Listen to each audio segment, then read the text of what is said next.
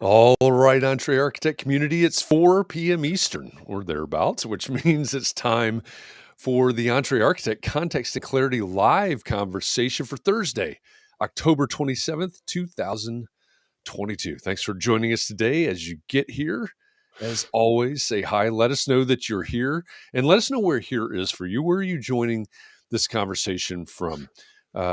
If we've never met before, my name is Jeff. I'm in Indianapolis. I come here every weekday afternoon at 4 p.m. Eastern for one reason, so that we can find clarity around the things that matter most to you, the architect.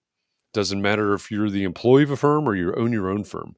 Maybe you've circled a date on the calendar. You said 2022 is my year. Maybe it's December 31st of 2022 is your day and time, and you're on the runway to starting your own thing. Or maybe you have owned your own firm for a year or 9 years or 27 years or somewhere in between. And you're starting to rethink or reimagine what that firm could or maybe even should be. All of the topics that we cover, one topic every day, they all fall under the broad umbrella of the business of architecture, and they're all the need to know topics for the success of entrepreneur architects just like you. So thanks for joining us today. As always, as usual, I should say, for Context and Clarity Live, I am joined by Katharine MacPhail. Hi, Katharine. Hi, Jeff. How are you doing? I am well. Welcome back. Thank you. It was good to have a week off, but I'm happy to be here, and I'm really excited about the conference next week. And I just bought myself a new laptop bag Oh, for wow. yeah. I feel like Awesome. I've been in business 27 years, and I was wondering just when you said that, how many laptop bags have I bought in that time? Mm. Maybe at least 25. But I have a new one for Austin, Texas, so Excellent. I'm ready. Yep. Very good. Does it have a big belt buckle on it or anything? I can't 100% remember what it looks like, but I think it has you'll see it. You'll see it next week. It I will has see it. two long things that hang down, but they're not quite tassels. So it's too bad because I Okay. like fringe and tassels, but you can't have everything. Well, you can't. But you go to Texas, there seems like there ought to be fringe and I know, fringe and right? tassel I and forgot I was big going. belt Yeah, buckles and yeah. yeah, Yeah. All right. yeah. But anyway, Well, that's congratulations. yes. Thank you. But mostly, I'm excited to go to this trip, and I'm just excited enough to be buying my new bag.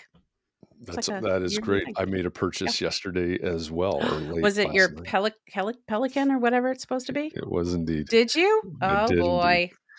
Yep, Yep. we gotta get some gear to Austin. So the Pelican case should be here tomorrow. You'll get your Swiffer van soon. Yes. What is it? It's not Swiffer, is it? Well, I don't Sprinter. even know. Sprinter. Sprinter. There you go. Yeah. Oh, Mm, Swiffer is a better name. It's a better I name. think We'll so. build the studio out by next week. Well, welcome back. Glad you had a good week off. Hope you enjoyed Fiddle Camp and I did. you came back for a really good conversation, really good topic today, I think. So I'm looking forward to jumping into this momentarily. But I'm looking out there in the audience. I'd like to say hi to everybody. Glad that you're here. Chris Novelli is out there. He's the first on the screen, first in the room from Massachusetts. Not the first in the the first. No, he's not the first in the room from Massachusetts. He's the second Nope. in the room from Massachusetts. Well, I don't count, I guess. Well, yeah, there's that technicality, but Chris is the winner of today's John Kinney Memorial Crocheted Bathtub Award. That's the award that goes out to the first person to join our conversation here. So congrats on that, Chris. And Janine, we see you out there from Arizona, and Christian in Ithaca, New York. Scott says it's a postcard day on the Bay. Excellent. Thanks for joining us from San Francisco and LinkedIn today, Scott. Glad you're here. Jean's in Houston. Welcome back. Martin Knowles.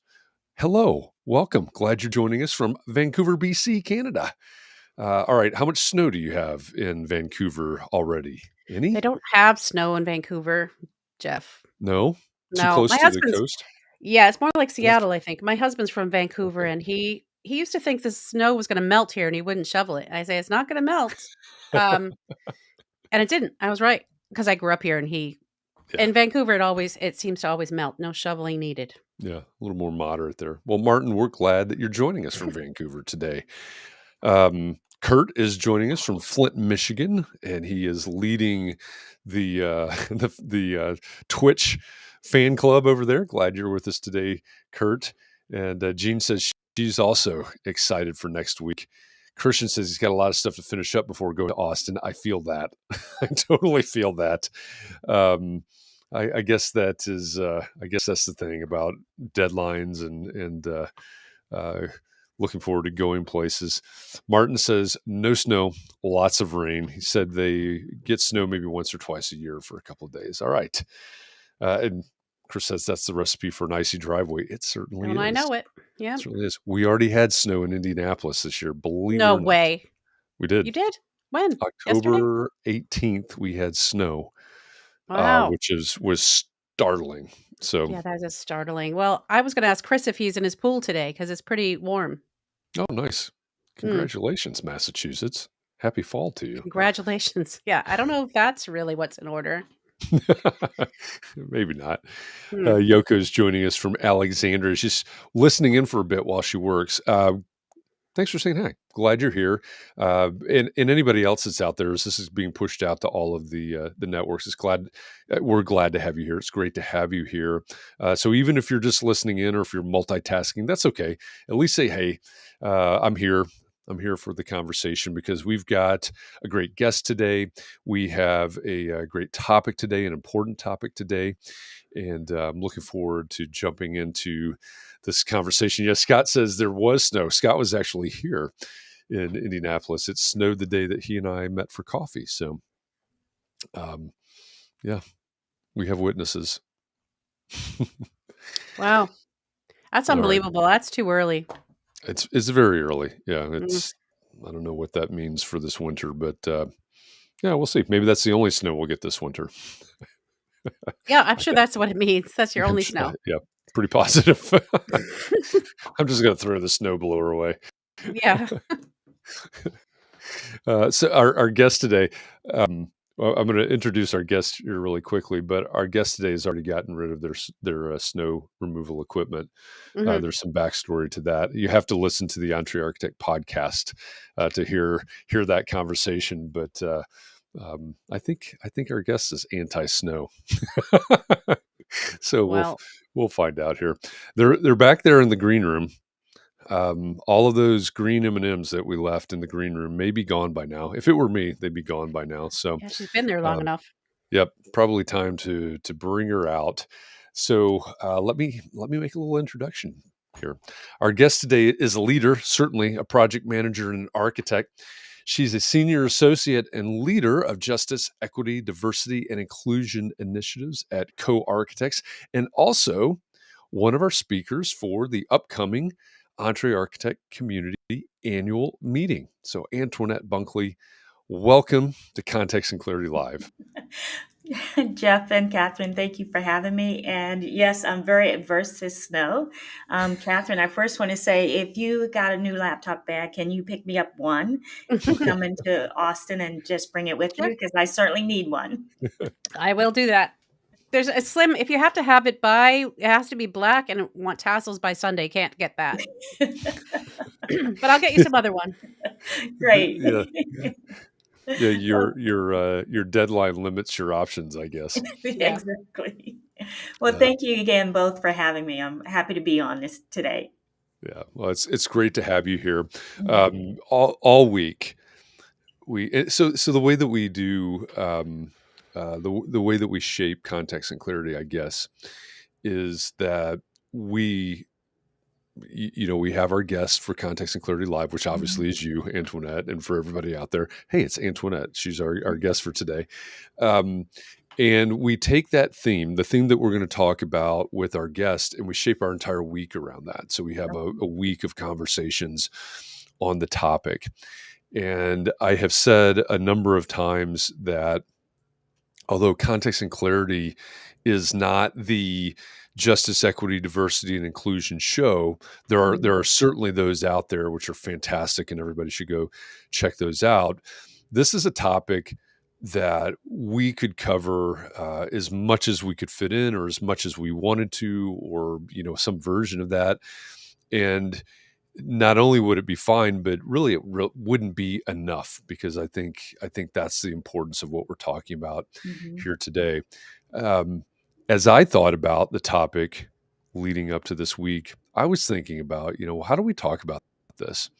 in a different way, because we've touched on justice, equity. I don't want to get in trouble with Disney, so justice, equity, diversity, and inclusion a few times with several guests. And so how do we do it differently this week?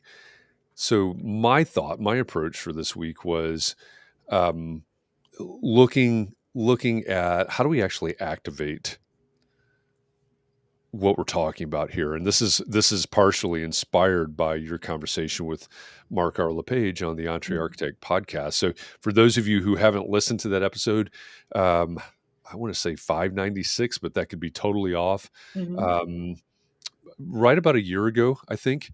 Go over to entrearchitect.com/podcast and or anywhere that you listen to podcasts and find that conversation between Antoinette and Mark. It's fantastic. But as we were talking backstage, one of the things that really impressed me about what's going on at Co-Architects is that not only do you have, in-house initiatives, diversity and inclusion types of in-house initiatives, but from what I can tell, you're actually activating, and as you say in that conversation, the justice and the equity pieces of that in the firm, in the community, in your work with your clients and things like that. And so that to me really stood out. That to me was really inspiring. And so I really wanted to spend this week thinking about,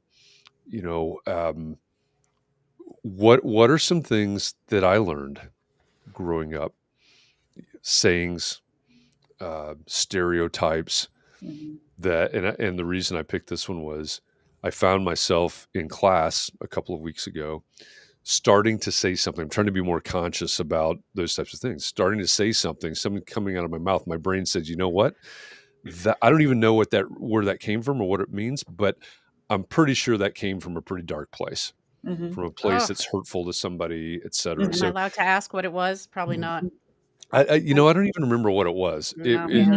But it was, it was one of those cliches that we use, right? One of those sayings that has been part of the American dialect, I suppose. Yeah, there's lots of them. And my brain just said, maybe pick something different. So I had to apologize and say, I'm going to say this a different way, But to me, that was a great starting point for this week in finding some way to really personalize and activate these discussions about justice, equity, diversity, inclusion. So what made me curious about what you're doing in your work is, thinking about the business case for these initiatives. Of course, we can do these in-house, but that's not what you're doing them in-house, but you're pushing them, right? You're applying in different areas and ways. At the same time, I know that there are people that will say, well, we should concentrate on architecture. We should concentrate on building science, on, construction, whatever, right? The technical aspects. And you do that, obviously, in your work. But I am more curious about your work in these initiatives at Co and beyond, and why you put so much effort, the royal you, right? Everybody at Co, not just Antoinette, obviously, but why you put so much effort, so much time, devote so many resources to things that aren't necessarily projects, that aren't necessarily, they probably have an effect on your culture and hiring and all those things, but it's outside of what we would call architecture. It's outside of this thing that we design that gets built. So I'm curious where this starts at Co-Architects. Oh, well, Jeff, it originally started with just the whole, the death of George Floyd. But when the task force was formed, it was really wanting to be about change, and not just change in architecture, because it's so quick to just focus on a narrow focus. But we wanted to broaden our focus and make it more about change within our community, not just locally, but nationally as well. And so we set up these initiatives that says, okay, yes, we're going to have some initiatives that are directed towards architecture, our A&E community. And then we're going to have some initiatives that are impact within our company, that affects our company and our community and our clients. And it just went from there. And, Co is very fortunate. We're fortunate. We're about 160, 155 size firm. So we've dedicated, or we've had a significant amount of resources that are willing to work on the task force and to keep these initiatives live and going. And it takes a commitment. And Sure. so we're very fortunate that people are committed to keeping the change going, keeping the conversation going. That's part of it. Not just doing the initiatives, but we also focus on continuing the conversation around racism, around what's going on, current events, and those sort of things. So it's been a challenge, but we keep up with the challenge. Is this something that every firm, right? And everybody's different, and every firm is different, and their sizes, and Mhm. different clients and project types, et cetera. But is what and I guess we're going to have to step back and actually describe what Co-Architects is doing. But Mhm. is what you're doing something that every firm should be doing? Yes, if you want to create change, then yes, it's something that every firm should be doing. It doesn't have to be on the scale that Co is doing it at. I believe we're on a much larger scale because, again, of the interest in the change. But it's something that every firm should at least take one initiative and help to go about creating change. And it can only be within the A&E community, especially if you're a small firm, because you're up against challenges being a small firm, right? So that's so much different than the much larger firm that has over 3,000 employees, and then that becomes more corporate. I've Right. sat on a couple of panels that talked when we talked about doing JEDI, where we had a small, medium, and large firm, and we talked about the differences between each size firm and the challenges that each firm face. And then we turned around and we had the same conversation a year later, right? And it was whether how was it progressing? Was it still alive? And for the most part, in each firm, it was still alive. There were some wins, there were some losses, but it's still happening. And I think, again, that's something every firm, not just an architecture firm, but any firm who wants to create change within the community or within the country, or should do.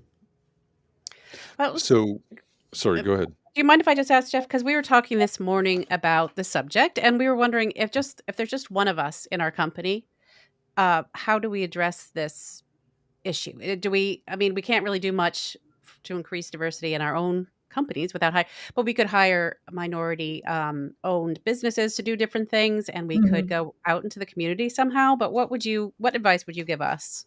Those of Right. us, That or one person or a couple of people. yeah. Yeah, I thought about this, and you know, I think it's important for it to start in the community.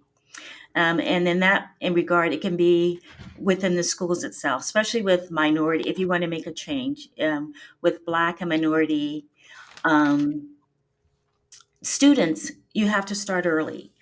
And being able to go out into your community and identify with a school that may have a high population, to expose them to architecture. Because most Black and minority architects, like myself, are first generation. And, I wasn't exposed to it until I was in high school. Um, and now we're starting much earlier. And so I think if you're like one person, just reach out to the community, go to a school and see how you can get involved. And by that, maybe you go and you speak on a day in the life of an architect. And that's all you have to do. Doesn't take much time to do that. And it just starts there. I'm writing this down so I can remember to do that later.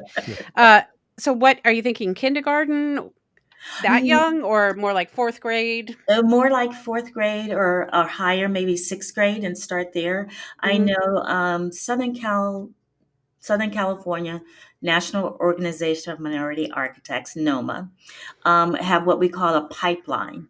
And they actually have a summer camp for students, I want to say from, is it seventh grade on up to even those in college, can come to this camp. And it's 3 days over on the weekends, and expose them to architecture. And they start as young as, like I said, about sixth or seventh grade. Okay. Now, to be clear, when you mentioned earlier that you weren't exposed to it until high school, you mean you weren't exposed? I guess I should ask. Do you mean that you weren't exposed to architecture as a profession until high school?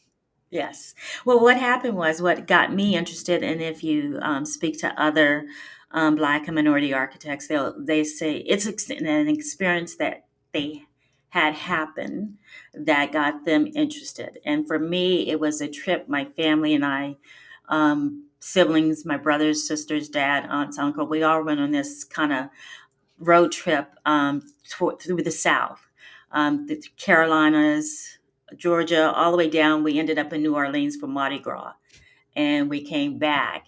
And I noticed the different types of architecture, especially the homes and stuff like that.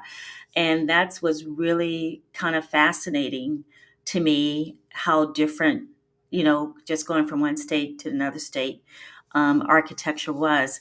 In hindsight, my mom said I used to always draw on the windowsills in the house, which would drive her crazy. So I had some kind of interest in art and drawing. And when I took this trip and I came back, I went to my guidance counselor and kind of said, this is what happened. And so I went into, what was it? A drafting program. And at the time, I was the only female in there taking drafting. and it just snowballed from there. Drafting isn't the most exciting part of architecture, I'm just going to say. For some people, it I'm is. surprised. Okay. Yeah, you're right. For some people. None of whom I know. I remember, because the teacher at the time would just give us like a detail of a nut or bolts, and we had to draw those up. Yep. And bigger picture, zoom out. It still didn't prepare me for architecture school, though. No. We had heard that anecdote that you gave to Mark about getting your brother's transcript sent in your place by mistake. And so this morning we were actually talking about all the 4 children. We were wondering whether you said they were all close in age, but were any of them twins, or were you very early, or were you all very late? And so we were wondering which way was it? It was, we're all close in age. Right now, my brothers and I are this exact same age. And okay. And you always have been, probably. Yes, because I used to love for at least for 2 weeks. 2 weeks, we're all the same age. So their birthday happens next week. And so eventually they will become old. They will be a year older than me. But they are twins. I get it. So they are twins, identical twins. And then that's myself and then my sister. And she's 1 year, 1 month, and 1 day younger than I am. Wow, okay. Can you imagine? Your mom had quite a couple years there, 3 years. Okay, so I'm sorry. Yeah, we were intrigued by that bit.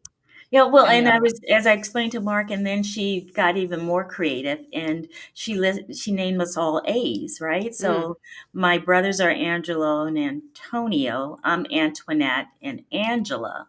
And so Antonio and Antoinette, the last 4 letters are different. And so that's how my brother's transcripts end up going to the college that I wanted to go to. Yeah. And I had to sit out of architecture for a year because it was too late. So until I Wow. can apply. So that's the That's too story. bad. Did he get your transcript? Did he Mm. get to go to some great program because he got your better transcript? That would have been Yeah. nice for him. Yes, because I was straight A's and he Yeah. wasn't.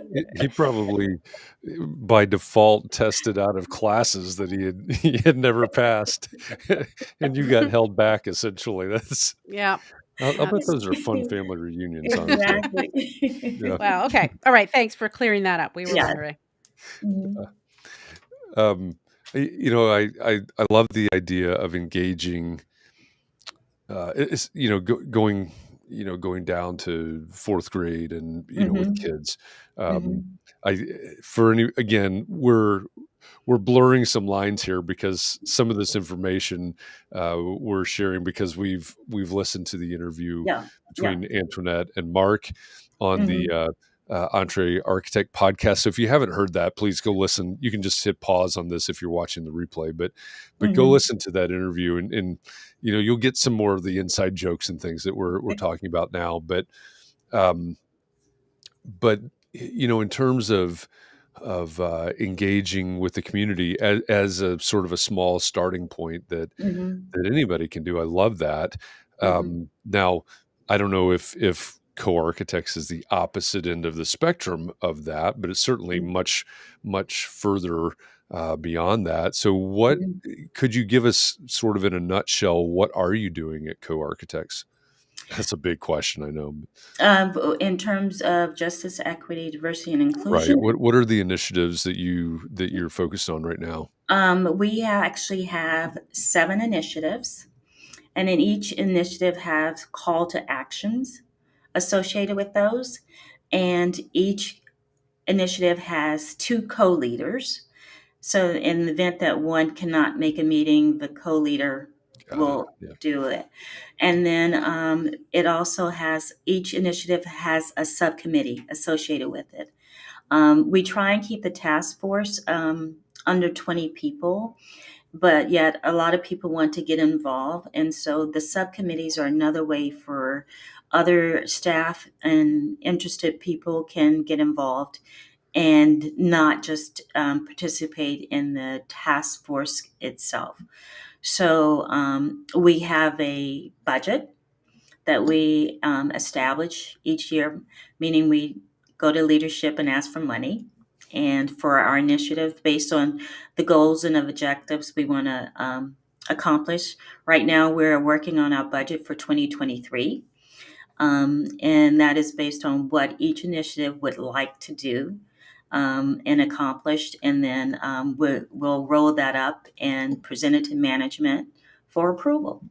So, and that's kind of it in a Yeah. nutshell.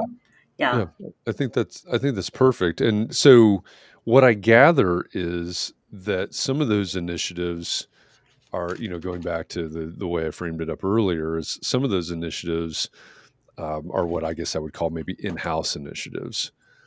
But Yeah. you're talking about the murder of George Floyd Mm-hmm. as a catalyst, I guess. Mm-hmm. So obvious. Well, maybe it's not obvious.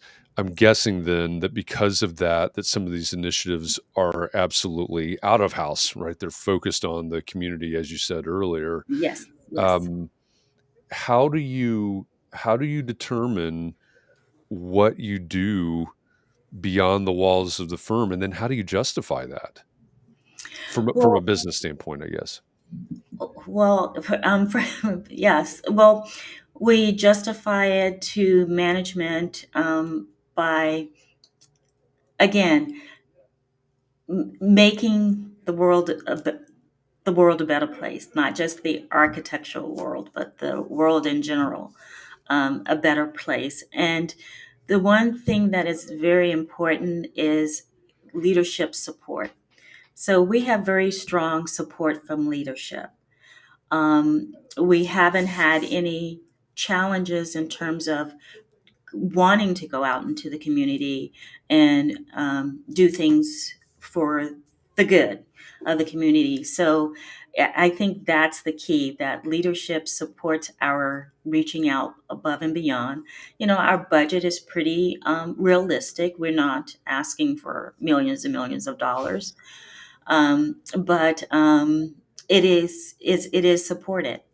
One of the initiatives, and you were talking about going out into community, is action item initiative number 3, which is about awareness to action. And that really works around social justice and bringing awareness of not only local, but other issues that have to do with change. More recently, I don't know if you guys were aware what happened with the LA County City Council. Yep. It was in the news. So part of our Jedi is we talk about continuing the conversation. So the Jedi Task Force met, and we had a conversation about what was going on, and how we should address it within code, because acknowledging it is key. And then what is happening with Kanye West, right? And that issue. So we had a conversation, and we said, we talk about it. This is how we feel, and then we came up with, okay, we should at least make a statement or bring this to the attention of the office. So we did it twice. We posted it on Connect, and we sent out an office-wide email, and we just acknowledged that these two events took place, that you should be aware. It's not right. We need to be more kind to each other. And so, in general, it's just saying these aren't right. We have to stop doing this. We can be a part of the change. Just remember to be kind to each other.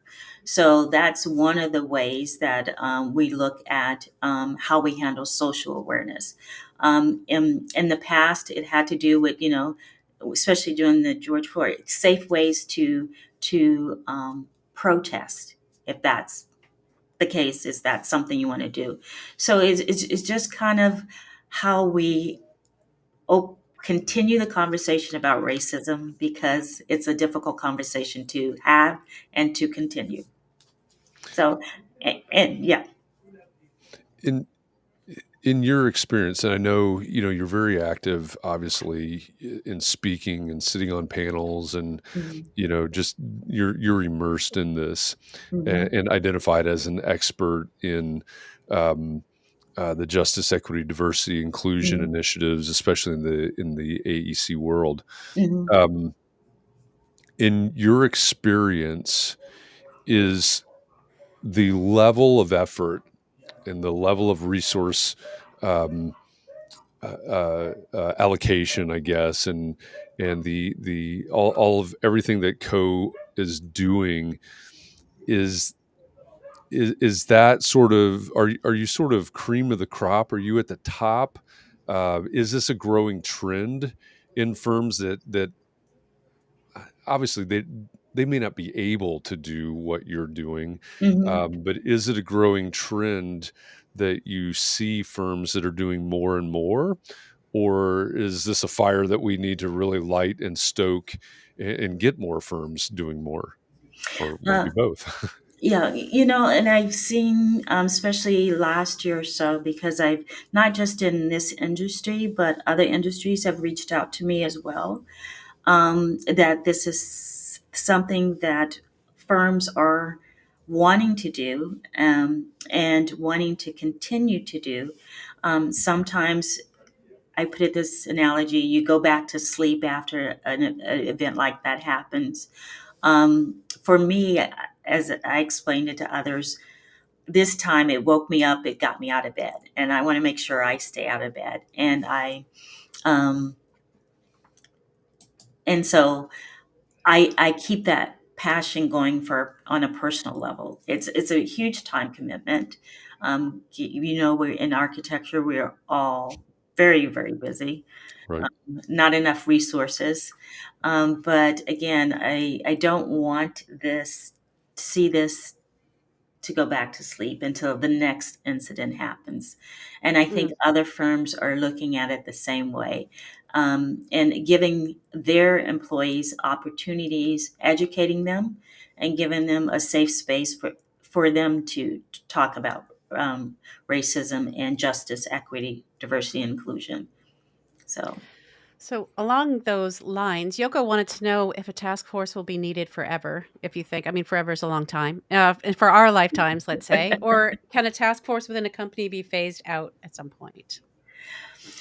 Well, personally, I think it would be needed forever, at least as long as I'm here at CO, and I hope to see it continue afterwards, because you have to keep the focus, the attention alive. You have to keep the awareness there.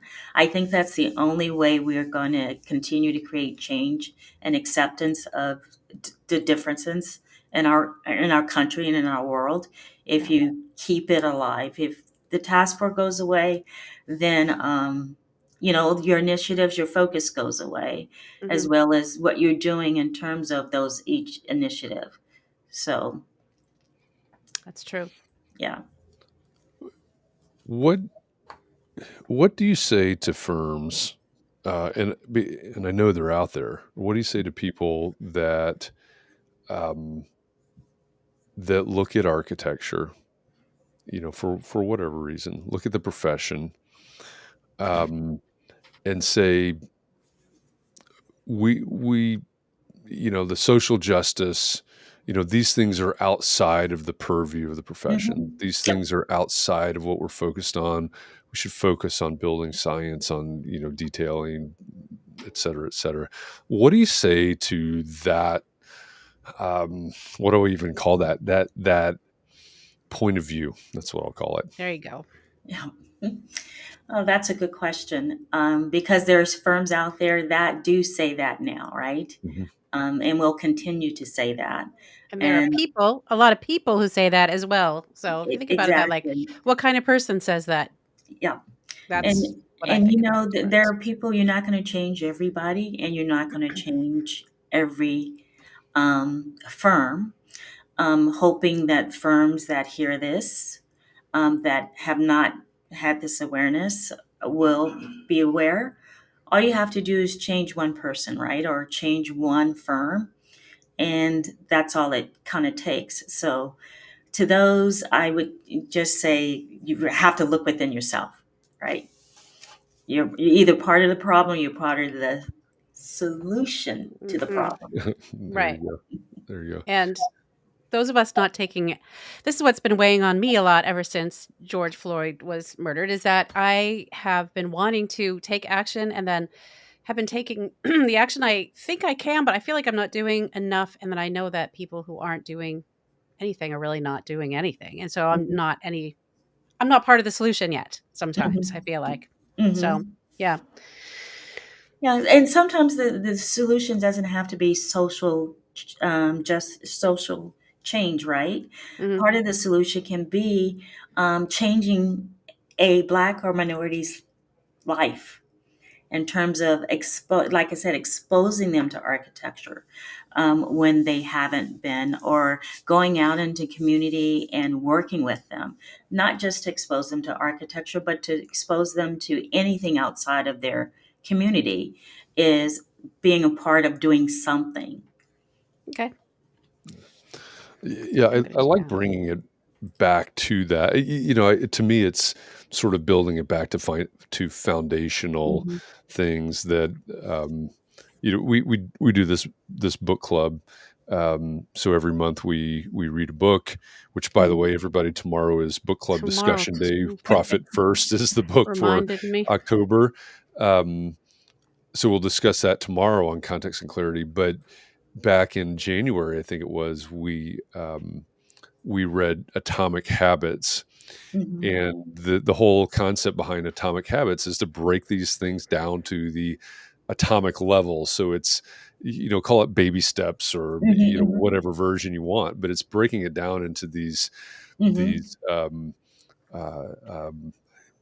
I suppose easily accomplishable if that's even a word, easy to accomplish goals that lead to a bigger goal. Yeah. And that's I think that's what I hear you saying. Yeah. And speaking of that in your book club, that in and itself can be one way of change. Look at a book that talks about racism or on racism or on Black architects, right?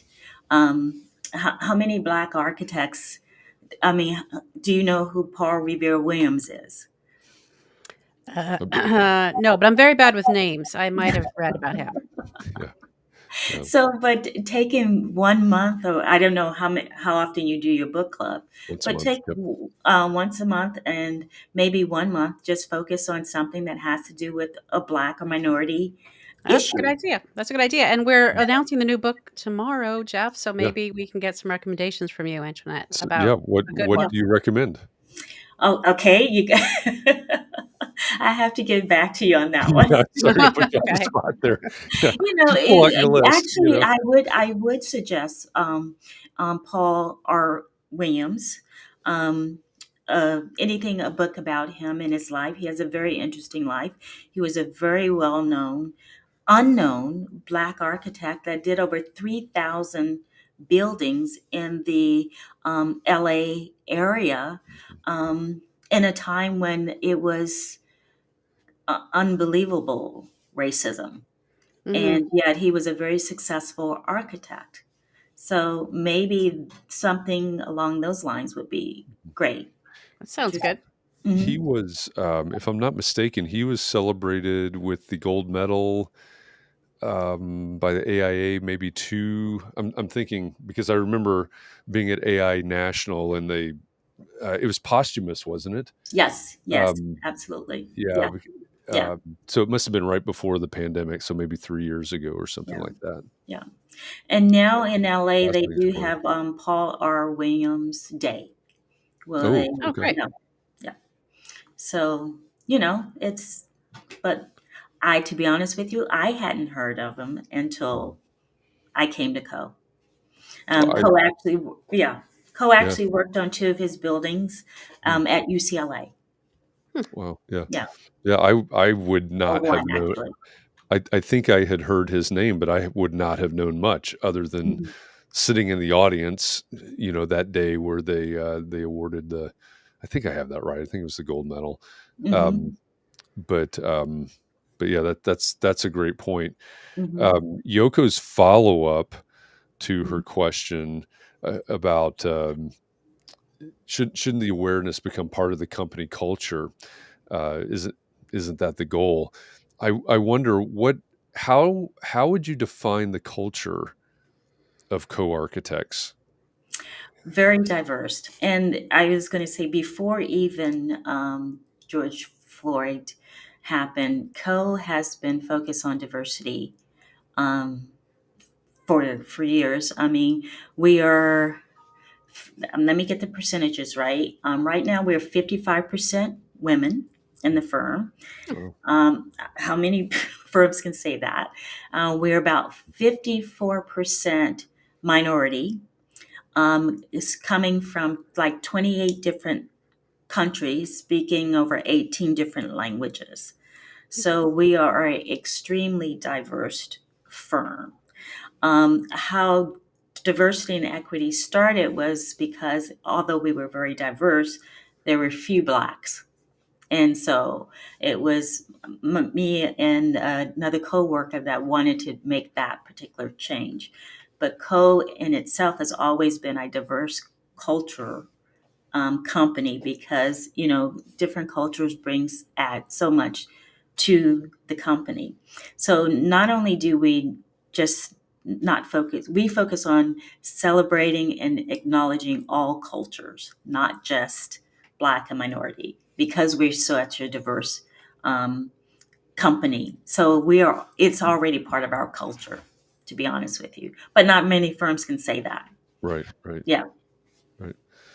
So when you have your seven initiatives, you have all of this impact that you're making through these initiatives, through all of this work. And I've said it over and over. You're devoting a lot of resources, a lot of time to this. How, getting back to the idea of the business case, and so for the EntreArchitect annual meeting next week, I believe. I had the title on the top of my head, but I believe the idea is you're going to talk about the business case for doing the right thing.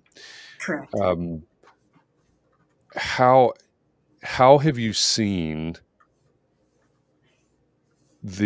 how have you seen the return of all of this effort that's being made back to Co? What's the impact on the business of co-architects that's coming from all of this work, all of these initiatives?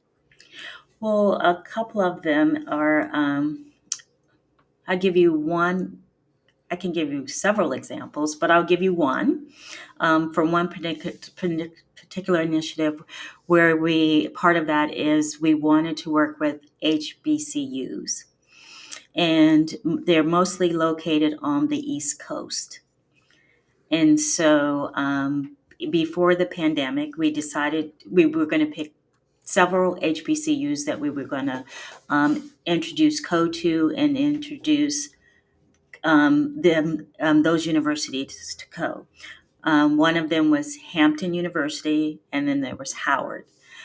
So we went to their job fairs and toured their architecture school program, talked to their students, and let them know that we were interested. And we got some resumes. So I'm fast forwarding. We actually hired our first graduate out of Hampton University, who was also a first generation architect.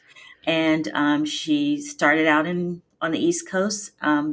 And when she started at Coast, she worked remotely because it was during the pandemic. Sure. And then eventually she relocated to California. So she's now here in our office. And we worked with her, and it's been quite a success story. So, and now we've identified more HBCUs. Matter of fact, I have a meeting this afternoon to talk about connecting with their internship programs and how we can do more to help them, because on a financial side as well. So the return there is that, co-invested in us going out there, visiting the career fair, and in return, we got a new employee. So, well, and that's a big deal right now, right? With yes. the as hard as it is, and just about everybody in our community talks about the need to hire or to find the right help, some Yes. version of that. I mean, Yes. Yes. I think that's everywhere right now. So I think that's a big impact. Do Mm-hmm.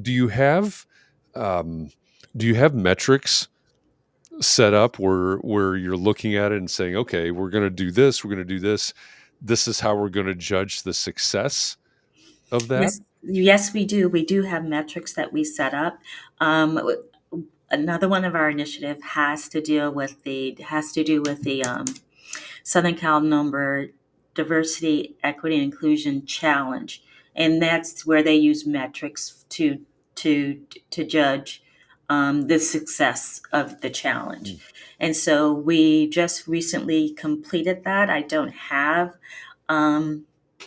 the data yet, but yes, I do. We do have metrics because we had to do data gathering for that challenge in terms of minorities in positions, not just of all cultures, not just Black or brown, and other areas that we had to track. So yes. And you said that's through NOMA's Southern California chapter? Yes, but Okay. I understand they are taking that now nationwide, that particular Okay. challenge. Yeah. Okay. Yeah. All right, that's good to know. Yeah. Mark makes a good reminder in the comments. HBCU is historically Black colleges and universities. Yeah, Thank you, Mark. I tried to figure that out. It took me not very long, but I did have to wonder what that was. He also mentions that there's a new Gable Media podcast called Hidden in Plain Sight about what did I say? Sharing stories of historic and currently practicing Black architects. So that's pretty cool. You can go get that at gablemedia.com.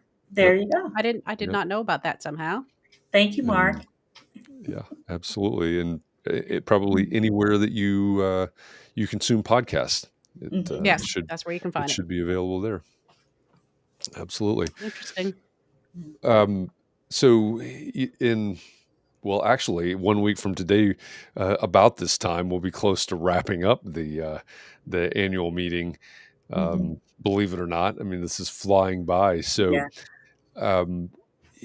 understanding that, what is something, because a lot of the people that are joining us now or maybe watching the replay of this conversation right now will probably be joining us in Austin, which is a fantastic thing. If you don't know what we're talking about, what's going on in Austin? What's this annual meeting you're talking about?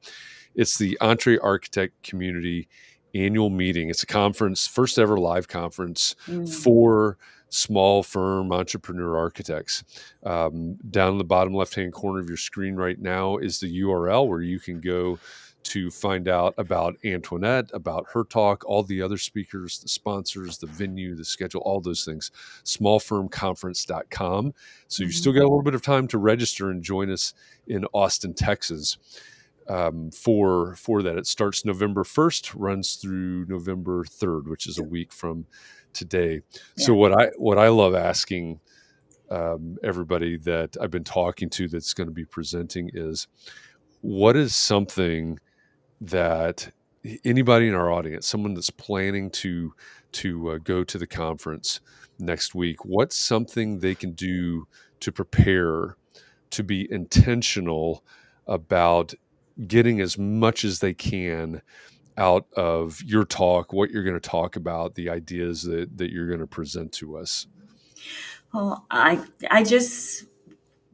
hopefully they would take away one thing, because again, small firms don't have a lot of resource, don't have a lot of finance, but hopefully they can take away one thing that they could use to make a difference and a change. That's all I'm asking for. Just one thing. You can change one person's life, and it can be something that's not time consuming or financially burdening. So that's hopefully what I hope they would take away from it. That's a really Willingness to interesting. change. Yeah. That's a good point. It's an interesting point. When you think about what you're doing at Co-Architects, now, of course, we're, as you mentioned, 155 or 160 people, and seven different areas that you're focused on, and all of those things. How many of your initiatives are big, huge, time-consuming, expensive initiatives, and how many are, maybe something more simple, something that an individual in the firm can or is doing, or something like that? I'm assuming there's a range there, but what does that look like?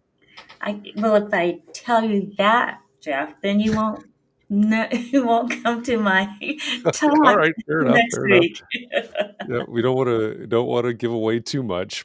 Exactly. Yeah, that's fair. But I hope to share that during the talk, because there's some of our initiatives have quite a larger subcommittee, right? Other initiatives don't have any subcommittees because they're small call to actions, and so there is a wide range. Yeah. Well, I still like the way that you're boiling it down. I think this is very actionable for, from 155 or 60 people to the sole practitioners. We've got a lot of folks in the community that are very happy being sole practitioners, which is a great thing. this is not something that's lost on somebody that owns and operates their own firms. I like the way that you're bringing it down, breaking it down to that level. Yep. So that's good. Are there programs out there? One that comes to mind, when you're talking about going to the schools, one that comes to my mind, and we last week on Context and Clarity Live, we talked with Carl Sergio out of Chicago about mentoring. And one thing he's been involved with, which I'm familiar with because they're very active in my kids' school, is the ACE mentorship program. Yes. But are there other programs out there? I mean, obviously including ACE and Project Pipeline through NOMA. Are there other programs out there that you're aware of that you would recommend that people could get involved in to basically I go to would, the schools? I would really reach out to organizations like NOMA. NOMA has another program. Actually, we're just getting started with that has to do with mentorship. And so that's another one there. Like you, I'm familiar with ACE. The Southern Cal NOMA, the NOMA as a whole is a first step resource to start with for getting involved in the community. So I would suggest that as a resource to reach out for any kind of programs that has to do with mentoring or pipelines or just, reaching out to the community as a whole. Yeah, I think that's great advice. And here's, this may be the elephant in the room or the uncomfortable question, but what we're talking about is not just efforts by minorities, right? Non-minorities can and I would assume should get involved in these efforts, whether through NOMA or in some other way. Is that right? Right, exactly. Not just minorities, but anybody can get involved. That would be NOMA is not just for minority architects. I mean, Right. there are non-minority architects that are part of work with NOMA as well. So, yeah. white. You mean white art? I mean, yeah. It's okay. Yeah, we should. We can just call. This is okay. We're just white architects. Thank you for that, Catherine. Yes. Yeah. Just in case it wasn't clear to anybody listening. Well, I would love to reach out to NOMA, and you think they would be okay with that if I did? Absolutely. Okay. It's reverse discrimination if they do, right? Yeah. Well, I mean, that's a whole other podcast topic. Yeah, I guess. yes. Yeah. But no, they're very, will be very willing to work with white. Okay, Well, great. one of the things that I like about this conversation, and really the conversations that we've been having all week, is that a lot of this to me, and of course, tell me if I'm wrong, but a lot of this is, using me as an example, is me getting outside of my bubble, understanding other points of view, other experiences, other challenges, certainly. And back to our question for Monday was about the sayings and the stereotypes. How does, if I say that, right, if I use that saying or perpetuate that stereotype or something like that, how does that make somebody else feel, right? What impact does, and probably, I'm just assuming some sort of hurtful impact. What impact does that have on them? Because that's what matters, right? It doesn't matter what I think about it. It matters what that impact is on them. And to me, this whole thing is this. Ultimately, I think the goal ought to be, it's got to be this learning process. Exactly. And Right. so I love these kind of conversations. Yeah. I think that that is a good first step, Jeff, because I think a lot of people say, well, that doesn't mean anything, or that's not a bad thing that I said, or why should that be upsetting? Who cares if you don't understand it? That's the way that I feel. I mean, people bring that up a lot with using they as a pronoun. Like, that's just stupid. Like, it doesn't matter that you feel it's stupid. You just need to do what people ask you to do to make them, be able to be their full selves, Exactly. So I think that's the first, seems like that's a good message to be giving everybody we know, like our family members. That's one thing we can all do, at least, is try to mention it with our family members. Exactly. We have Thanksgiving coming up. Yep. And getting people out of their comfort zones, right? Right. Which they love to get out of their comfort zones at Thanksgiving, I've noticed. So give them a little tryptophan and then push them outside of their comfort zone. Yeah. Exactly. Yeah. Antoinette, this has been fun, really. I appreciate this conversation, and I'm really looking forward to next week. First of all, meeting you in person, which will be fantastic, and also hearing your message next week at the EntreArchitect annual meeting. So, thank you for taking time out to give us a little bit of a preview here. Great. Thank you. And thank you both very much for having me. It was a pleasure meeting you via. Yeah. I look forward to seeing you live next week. Okay. Yeah, me too. Absolutely. Thank you. Thank and you. To everybody else out there that's watching, either live, participating in this conversation, or watching, in the future, the recorded version of this, thank you. I say this every week, but thank you for making context and clarity a thing, because if it weren't for that, if it weren't for you, we wouldn't be having this really important conversation with Antoinette right now. So thank you for this opportunity to use this as a platform and to have these conversations. We appreciate all of you for that. My encouragement, as always, is please be well, stay safe, keep those around you safe and well. Find a little bit of time to breathe, relax, find a way to rejuvenate. We do this every day, so you've got to pace yourself.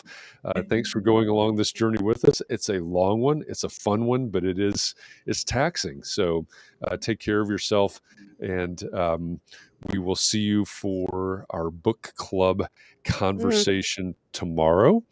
And looking ahead to next week, we will be in Austin at this time next week. So I should announce this right now.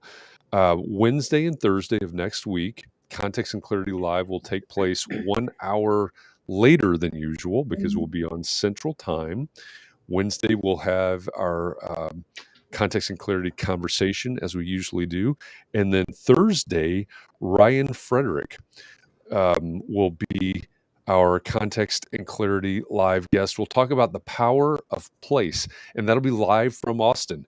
He will give the closing keynote, and then we'll do Context and Clarity Live right there on stage with him, involving the live audience, the live audience, and you, the live audience, on the internet audience. So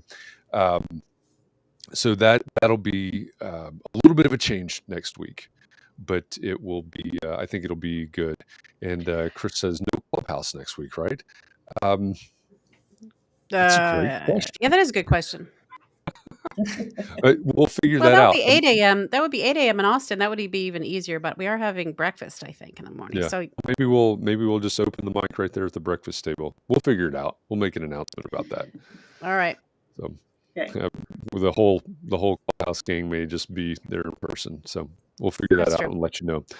All right. With that, thank you, everybody. Appreciate you. See you tomorrow for our discussion of Profit First by Mike McAllowitz. We will announce the November Context and Clarity Club book tomorrow at the end of that conversation. It may be inspired by today's conversation. Will it be a Paul Williams biography? We don't know. Come back tomorrow. It might be. All right. With that, everybody, appreciate you. Antoinette, thank you. Katharine, as always, thank you. And good evening. See you. Thanks, everybody.